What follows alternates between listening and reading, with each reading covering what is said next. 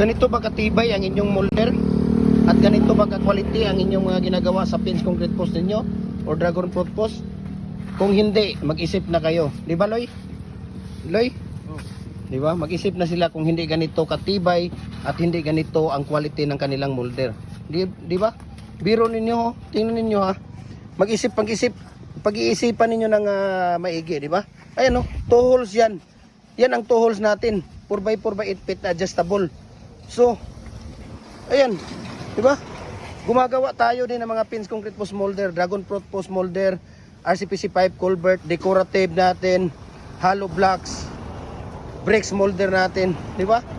Gumagawa din tayo niyan. So nagde-deliver tayo Luzon, Visayas, Mindanao. No, especially sa ito mga pins concrete post, dragon fruit post, RCPC pipe culvert natin, electric hollow blocks machine natin. Ayan. Ayun no, ganito katibay, no? Ganito ka quality.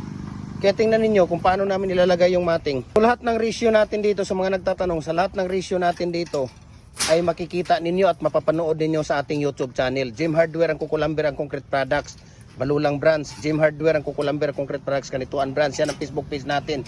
Jim Hardware ang Kukulamber Concrete Products, Balulang Branch. Triple A and Kukulamber ang ating personal Facebook account. Felix Tan Pagikan Jr. ating Instagram, Felix_Pagikan 2000, para updated po kayo sa ating mga video. Okay? Salamat.